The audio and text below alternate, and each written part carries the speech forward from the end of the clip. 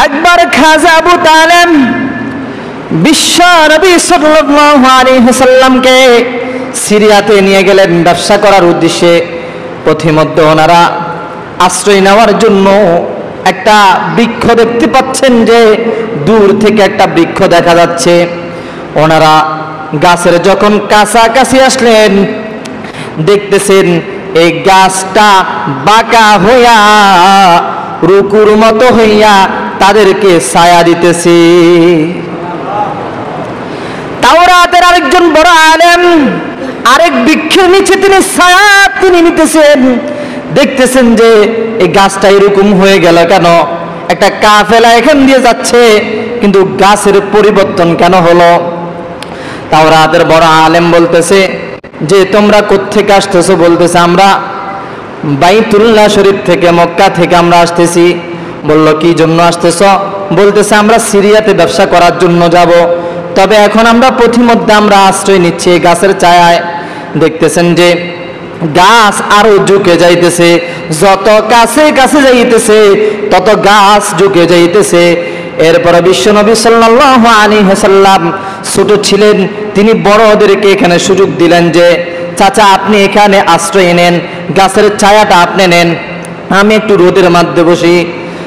ওই তাওরাতের আলেম দেখতেছে গাছের ছায়াটা খাজা আবু তালেবের মাথার উপরে না থাকিয়া গাছের ছায়াটা মুহূর্তের মধ্যে রোদের কাছে চলে গেল। বিশ্ব নবীর মাথা মুবারকের মধ্যে ছায়াটা অতি দ্রুত চলে আসলো। তাওরাতের বড় আলেম বলতেছে তোমাদের এখানে লিডার কে? বলল খাজা আবু তালেব, যিনি কুরাইশের বড় সর্দার। বললেন তোমাদেরকে আমি নতুন নতুন দেখতেছি, আর তো কোনোদিন দেখি নাই। এই যে শিশু আছে, লোক শিশু সন্তান আসিল তোমাদের সাথে, ছায়াটা ছিল এখানে, যখন রোদের কাছে গেল তখন ছায়াটা আবার রোদের কাছে চলে গেল, এর নামটা কি? এর নাম খাজা আবু তালেব বললেন এই শিশুর নাম হলো মুহাম্মদ সাল্লাল্লাহু আলাইহি ওয়াসাল্লাম। তাওরাতের বড় আলেম বলতেছে তুমি কি জানো এই শিশু সন্তানের দাম কতটুকু? খাজা আবু তালেব তুমি জানো না? জানো না, আমি তাওরাতের বড় আলেম, আমি তাওরাতের পুরা কিতাব আমি মুখস্থ করেছি। এই নবীর শুরু থেকে নিয়ে শেষ পর্যন্ত জীবন কাহিনীটা আমি পড়েছি। এই নবীর ভক্ত আমি হয়ে গেছি। এই শিশু সন্তানকে নিয়ে তুমি সিরিয়াতে যাবে না, এখানে তোমার ব্যবসা বাণিজ্য তুমি এখানে বিরত রাখো, তুমি আবার বাইতুল্লাহ শরীফের মধ্যে, মক্কা শরীফের মধ্যে তুমি আবার চলে যাও। শহরের মধ্যে তুমি যাবে না, কারণ শহরের মধ্যে দুশমন রয়েছে। ইহুদি খ্রিস্টানরা যদি জানতে পারে তাহলে এই শিশু সন্তান উপর আক্রমণ করবে। না না, তুমি নিবে না। এই শিশু তো যে সেই শিশু নয়, তাকে দেখলেই ইহুদি খ্রিস্টানরা আক্রমণ করবে, তুমি আবার বাইতুল্লাহ শরীফের মধ্যে নিয়ে যাও। বিশ্ব নবী সাল্লাল্লাহু আলাইহি ওয়াসাল্লামের এটা হচ্ছে এক ধরনের মুআজিজা। আল্লাহর নবী বিশ্ব নবী সাল্লাল্লাহু আলাইহি ওয়াসাল্লাম কে দুধ পান করানোর জন্য তখন বাইতুল্লাহ শরীফের মধ্যে, মক্কার মধ্যে এটা রেওয়াজ ছিল, প্রচলন ছিল যে শহরের সন্তানদেরকে দুধ পান করার জন্য গ্রাম থেকে মহিলারা আসতো। তায়েফ থেকে অনেক মহিলারা আসলো, সব মহিলারা হৃষ্টপুষ্ট এবং ধনী সন্তানদেরকে, শিশুদেরকে নিয়ে গেল। পরিশেষে একজন আসলো, হালিমাতুস সাদিয়া রাদিয়াল্লাহু তাআলা আনহা। ইতিহাসের মধ্যে লিখেছেন হালিমাতুস সাদিয়া রাদিয়াল্লাহু তাআলা আনহা নেওয়ার আগে তায়েফ থেকে যত নারীরা আসলো সব নারীরা কোলের মধ্যে নিল, কিন্তু দেখতেছে বিশ্ব নবীর চেহারা মুবারকটা সূর্যের চাইতে বেশি আলোকিত। কিন্তু যখন শুনে তারা বাবা নাই, যখন শুনে যে দুধ পান করাইলে কোনো অর্থ কড়ি দেওয়া হবে না, তখন সবাই নিয়ে আবার চকির মধ্যে রেখে যায়।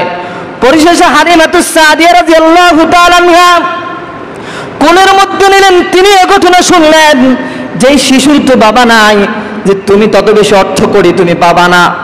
হালিমাতুস সাদিয়া রাদিয়াল্লাহু তাআলা আনহা শিশু নবীকে কোলের মধ্যে নিয়ে আবার রেখে দিলেন।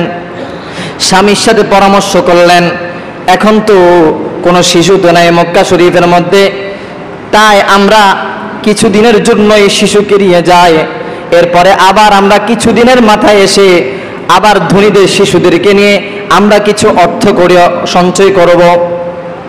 হালিমাতুস সাদিয়া রাদিয়াল্লাহু তাআলা আনহা পরিশেষে ছিলেন, সবার শেষে ছিলেন। এর আগেই সমস্ত নারীরা চলে গেল, তারা তাদের দুধের সন্তানদেরকে নিয়ে চলে গেল। পরিশেষে ছিলেন হালিমাতুস সাদিয়া রাদিয়াল্লাহু তাআলা আনহা। হালিমাতুস সাদিয়া রাদিয়াল্লাহু তাআলা আনহা নিজের জবানের কথা তিনি বলতেছেন যে আমার সাথে যে গাধাটা ছিল, আমি যখন তায়েফ থেকে আসতেছি, আমার এই গাধাটা ছিল একেবারে দ্রুতগামী, ছিল না তত বেশি, একটু আস্তে আস্তে চলতে পারত।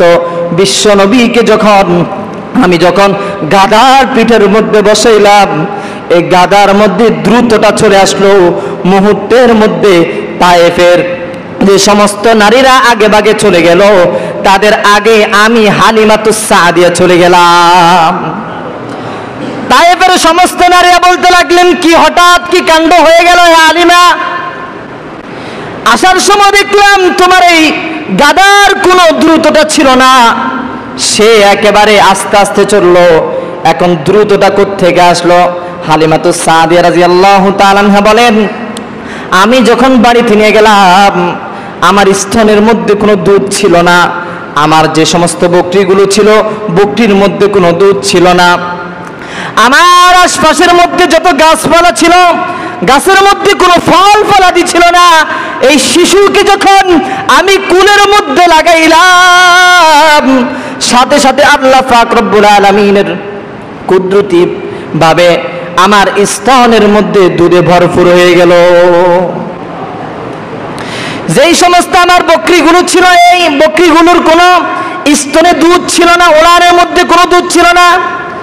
বিশ্ব নবী সাল্লাল্লাহু আলাইহি ওয়াসাল্লামকে আনার সাথে সাথে বকরির ওলানের মধ্যে দুধে পরিপূর্ণ হয়ে গেল। অন্যান্য নারীরা বলতে লাগলো যে হালিমার তো ভাগ্য খুলে গেছে, এতদিন পর্যন্ত তার বকরিগুলো অবস্থা ছিল করুণ অবস্থা, ওলানের মধ্যে কোনো দুধ ছিল না, এখন তো ওলানের মধ্যে পরিপূর্ণ দুধ কেন? হালিমাতুস সাদিয়া রাদিয়াল্লাহু তাআলা আনহা বলেন, আমরা অভাব অনটনের মধ্যে ছিলাম, কিন্তু এই শিশু সন্তানকে যখন আনলাম তখন সব অভাব আমাদের দূরীভূত হয়ে গেল। এটা হলো এক ধরনের রাসূলের মুআজিজা। তৃতীয় নম্বর মুআজিজা হলো বিশ্ব নবী সাল্লাল্লাহু আলাইহি ওয়াসাল্লাম একবার আবু জাহেল বিশ্ব নবীকে সদা সর্বদা রাসূলকে কষ্ট দিতেন, সব সময় কষ্ট দিতেন। একবার আবু জাহেলের ঘরের মধ্যে চলে গেলেন, উঠানের মধ্যে দাঁড়িয়েছিলেন, দাঁড়ায়া তার ঘরের মধ্যে এভাবে হাতটা এভাবে রাখলেন।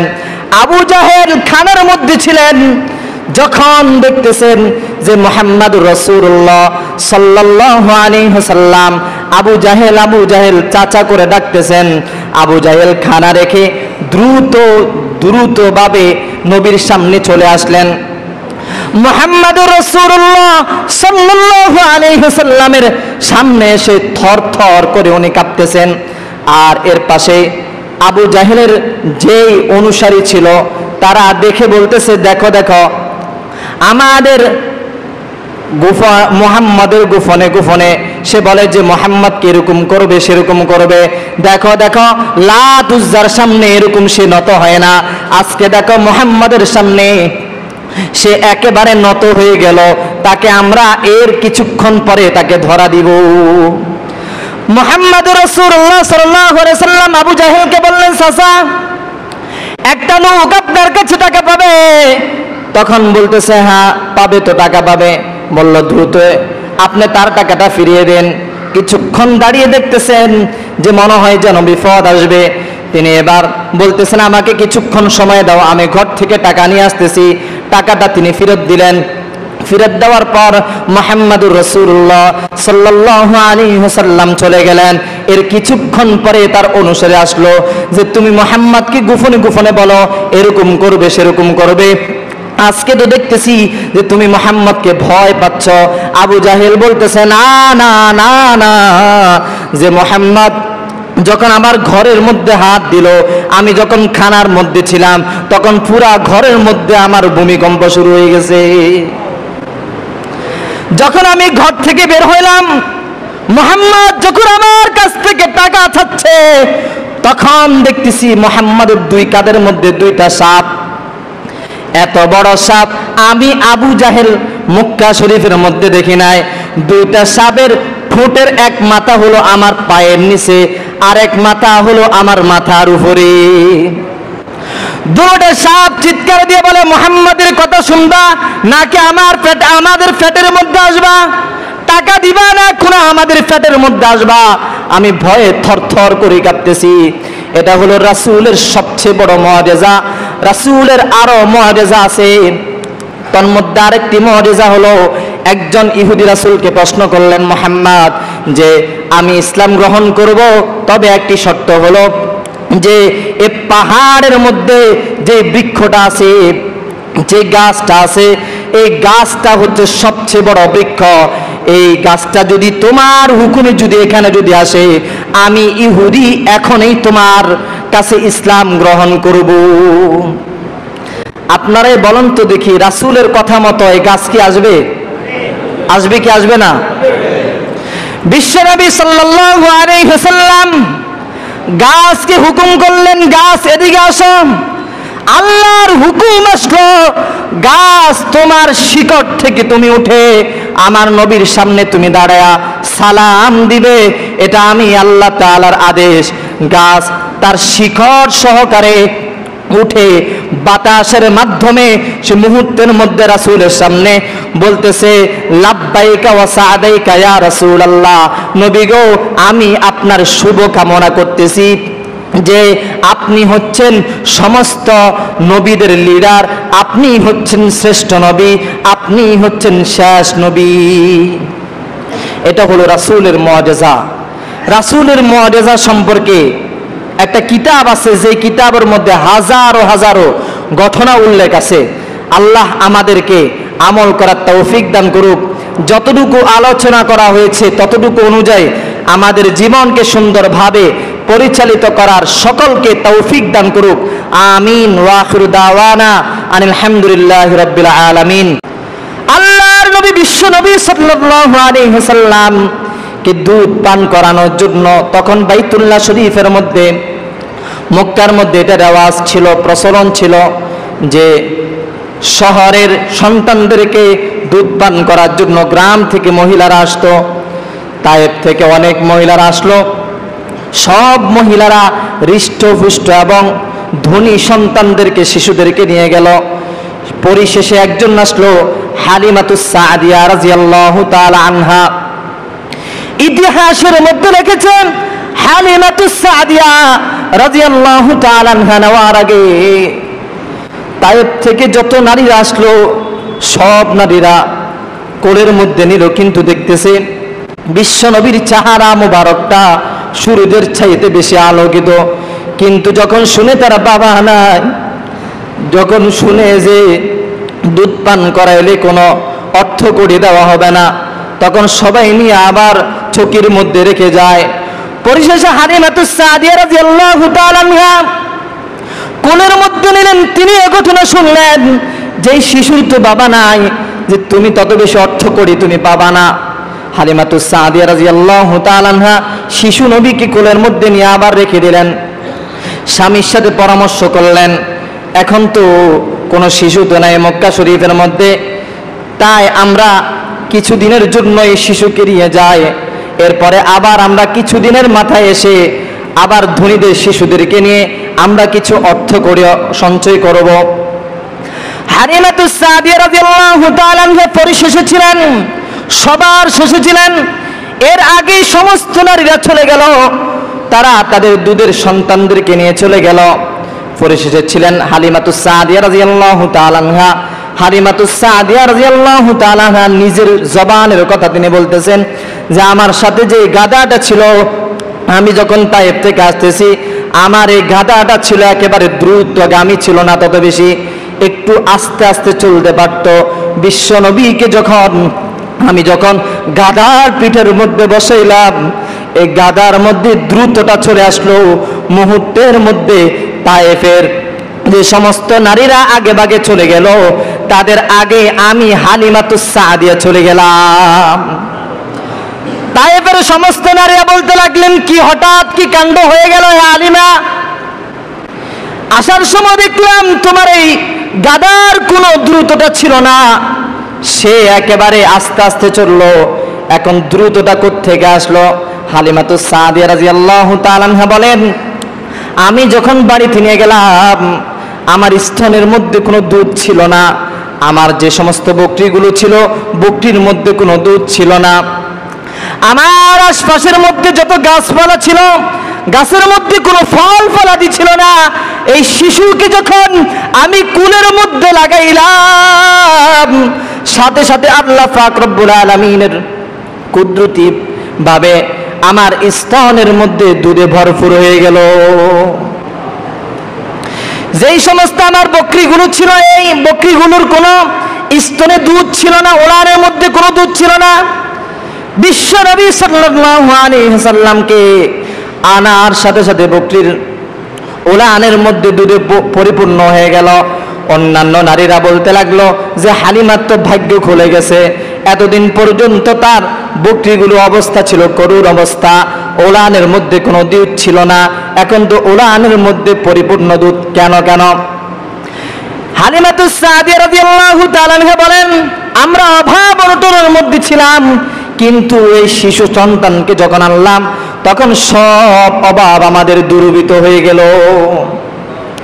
এটা হলো এক ধরনের রাসূলের মুআজিজা। তৃতীয় নম্বর মুআজিজা হলো বিশ্ব নবী সাল্লাল্লাহু আলাইহি ওয়াসাল্লাম একবার আবু জাহেল বিশ্ব নবীকে সদা সর্বদা রাসূলকে কষ্ট দিতেন, সব সময় কষ্ট দিতেন। একবার আবু জাহেলের ঘরের মধ্যে চলে গেলেন, উঠানের মধ্যে দাঁড়িয়েছিলেন, দাঁড়ায়া তার ঘরের মধ্যে এভাবে হাতটা এভাবে রাখলেন।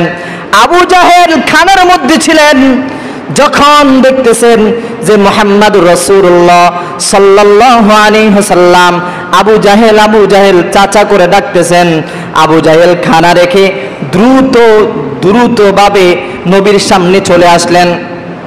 মুহাম্মাদুর রাসূলুল্লাহ সাল্লাল্লাহু আলাইহি ওয়াসাল্লামের সামনে এসে থরথর করে উনি কাঁপতেছেন। আর এর পাশে আবু জাহেলের যেই অনুসারী ছিল তারা দেখে বলতেছে, দেখো আমাদের মুহাম্মাদের গোপনে সে বলে যে মুহাম্মদকে এরকম করবে সেরকম করবে, দেখো লাত উজ্জার সামনে এরকম সে নত হয় না, আজকে দেখো মুহাম্মাদের সামনে সে একেবারে নত হয়ে গেল, তাকে আমরা এর কিছুক্ষণ পরে তাকে ধরা দিব। মুহাম্মাদুর রাসূলুল্লাহ সাল্লাল্লাহু আলাইহি ওয়াসাল্লাম আবু জাহেলকে বললেন, চাচা একটা লোক আপনার কাছে টাকা পাবে। তখন বলতেছে, হ্যাঁ পাবে তো, টাকা পাবে। বলল, দ্রুত আপনি তার টাকাটা ফিরিয়ে দেন। কিছুক্ষণ দাঁড়িয়ে দেখতেছেন যে মনে হয় যেন বিপদ আসবে, তিনি এবার বলতেছেন, আমাকে কিছুক্ষণ সময় দাও, আমি ঘর থেকে টাকা নিয়ে আসতেছি। টাকাটা তিনি ফেরত দিলেন। ফেরত দেওয়ার পর মুহাম্মাদুর রাসূলুল্লাহ সাল্লাল্লাহু আলাইহি ওয়াসাল্লাম চলে গেলেন। এর কিছুক্ষণ পরে তার অনুসারে আসলো যে তুমি মুহাম্মদকে গোপনে বলো, এরকম করবে সেরকম করবে, আজকে তো দেখতেছি যে তুমি মুহাম্মদকে ভয় পাচ্ছ। আবু জাহেল বলতেছে, না, যে মুহাম্মদ যখন আমার ঘরের মধ্যে হাত দিল, আমি যখন খানার মধ্যে ছিলাম, তখন পুরা ঘরের মধ্যে আমার ভূমিকম্প শুরু হয়ে গেছে। যখন আমি ঘর থেকে বের হইলাম, মুহাম্মদ যখন আমার কাছ থেকে টাকা চাচ্ছে, তখন দেখতেছি মুহাম্মদের দুই কাঁধের মধ্যে দুইটা সাপ। এত বড় সাপ আমি আবু জাহেল মক্কা শরীফের মধ্যে দেখি নাই। দুইটা সাপের ঠোঁটের এক মাথা হলো আমার পায়ের নিচে, আর এক মাথা হলো আমার মাথার উপরে। দুটো সাপ চিৎকার দিয়ে বলে, মুহাম্মাদের কথা শুনবা নাকি আমাদের পেটের মধ্যে আসবা? টাকা দিবা না এখন আমাদের পেটের মধ্যে আসবা? আমি ভয়ে থরথর করে কাঁপতেছি। এটা হলো রাসূলের সবচেয়ে বড় মুআজিজা। রাসূলের আরো মুআজিজা আছে, তার মধ্যে আরেকটি মুআজিজা হলো একজন ইহুদি রাসূলকে প্রশ্ন করলেন, মুহাম্মদ, যে আমি ইসলাম গ্রহণ করব, তবে একটি শর্ত হলো যে এই পাহাড়ের মধ্যে যে বৃক্ষটা আছে, যে গাছটা আছে, এই গাছটা হচ্ছে সবচেয়ে বড় বৃক্ষ। এই গাছটা যদি তোমার হুকুমে যদি এখানে যদি আসে, আমি ইহুদি এখনই তোমার কাছে ইসলাম গ্রহণ করব। আপনারাই বলেন তো দেখি, রাসূলের কথা মতো এই গাছ কি আসবে? আসবে কি আসবে না?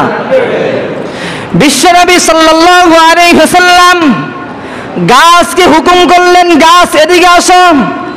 আল্লাহর হুকুম আসলো, গাছ তোমার শিকড় থেকে তুমি উঠে আমার নবীর সামনে তুমি দাঁড়ায়া সালাম দিবে, এটা আমি আল্লাহ তাআলার আদেশ। গাছ তার শিকড় সহকারে উঠে বাতাসের মাধ্যমে সে মুহূর্তের মধ্যে রাসূলের সামনে বলতেছে, লাব্বাইকা ওয়া সাআদাইকা ইয়া রাসূলুল্লাহ, নবী গো, আমি আপনার শুভ কামনা করতেছি যে আপনি হচ্ছেন সমস্ত নবীদের লিডার, আপনি হচ্ছেন শ্রেষ্ঠ নবী, আপনি হচ্ছেন শেষ নবী। এটা হলো রাসূলের মুআজিজা। রাসূলের মুআজিজা সম্পর্কে একটা কিতাব আছে, যে কিতাবের মধ্যে হাজারো হাজারো ঘটনা উল্লেখ আছে। আল্লাহ আমাদেরকে আমল করার তৌফিক দান করুক। যতটুকু আলোচনা করা হয়েছে ততটুকু অনুযায়ী আমাদের জীবনকে সুন্দরভাবে পরিচালিত করার সকলকে তৌফিক দান করুক। আমিন। ওয়া আখিরু দাওয়ানা আনিল হামদুলিল্লাহি রাব্বিল আলামিন। আলহামদুলিল্লাহ আলহামদুলিল্লাহিল্লাযী গমারাল ইবাদা বিলাতাইফিহি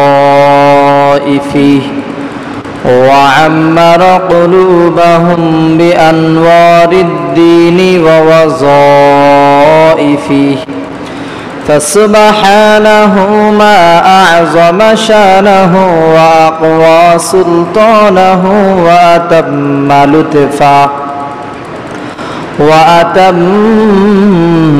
لطفه وأعم إحسانه ونشهد أن لا إله إلا الله وحده لا شريك له لا ضد له ولا ند له ولا مثل له ولا مثيل له ولا شبه له ولا شبيه له ولا والد له ولا مثل له ولا مثيل له لا والد له ولا ولد له وهو الأحد الصمد لم يلد ولم يولد ولم يكن له كفوا أحد ونشهد أن سيدنا وسندنا وحبيبنا وحبيب ربنا وطبيبنا وطبيب قلوبنا ومولانا محمدا عبد الله ورسوله صلى الله تعالى عليه وعلى آله وأصحابه مفاتيح الهدى ومصابيح الدجى وسلم تسليما كثيرا كثيرا.